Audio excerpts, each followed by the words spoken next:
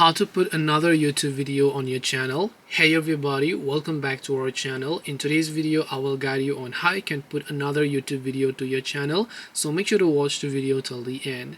So if you want to put another YouTube video, which means that you want to upload another video, I'm assuming you already have a channel here, but then let's just say for some reason you want to upload another video and keep on adding more and more videos here as well.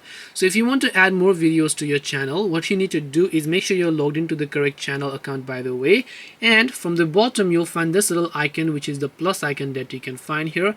And once you tap the plus icon over here, you should be able to just select a certain video that you would like, tap on next, and just tap the next option again. And after you do that, if it is under 1 minute, by the way, it is going to get regarded as a short, just like in my case you can see upload short.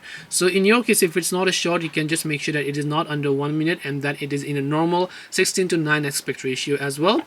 And make sure to caption whatever else you prefer, the visibility, location, and audience, and then tap on upload short, and your short will get successfully uploaded.